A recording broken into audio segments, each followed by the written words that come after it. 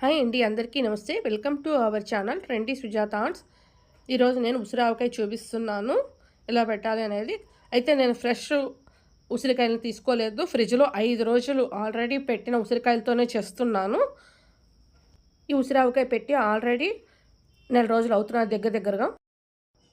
ముందుగా ఉసిరికాయల్ని శుభ్రం చేసుకొని తుడిచి ఆరబెట్టుకొని ఒక 1/2 లీటర్ నూనె మూకుడులో వేసి వేడైన తర్వాత ఈ ఉసిరికాయలను వేసాను. ఒక 8 నిమిషాలు వాటిని వేచిన తర్వాత చల్లారబెట్టడం జరిగింది. ఉసిరికాయలు పూర్తిగా చల్లారిన తర్వాత ఆవకాయలో వేసే కారం ఉంటుంది కదా, దాన్ని నేను 1.5 కప్పు కారం ఇక్కడ వేశాను. ఈ ఉసిరి ఆవకాయలో ఒక స్పెషల్ ఉన్నది, దాంట్లో నేను ఆవు పిండి వేయలేదు. కారం ఎంత వేసామో దాంట్లో సగం సాల్ట్ వేశాను, అంటే 3/4 కప్పు దాకా సాల్ట్ వేశాను. అలాగే 4 నిమ్మకాయలని కోసి పిండడం జరిగింది.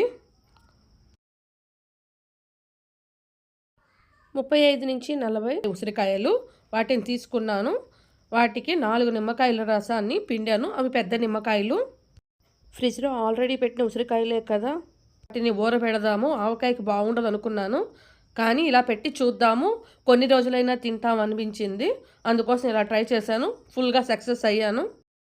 బాగా కలిపిన తర్వాత వేచిన మెంతుల పొడిని 1 స్పూన్ వేశాను.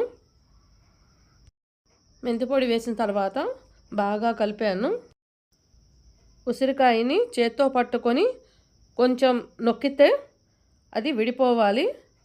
అప్పుడే అది బాగా ఆవకాయకి బాగుంటుంది. లోపలి వరకు ఉప్పు కారం పట్టి మనం తిన్నప్పుడు ఉసిరికాయ చాలా టేస్ట్గా ఉంటుంది. ఉసిరావకాయలో అసలైనది ఇంగువ వేయడం వలన ఉసిరావకాయకి వాసన రుచి కూడా బాగా పెరుగుతాయి.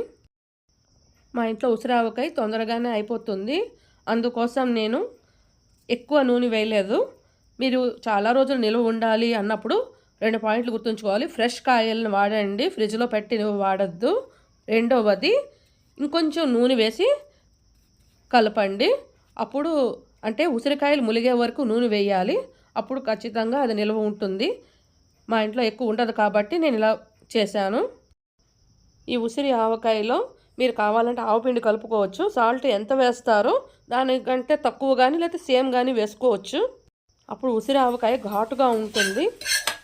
నేనైతే ఇలాగే పెట్టాను, చాలా టేస్ట్గా ఉంది. Thank you for watching.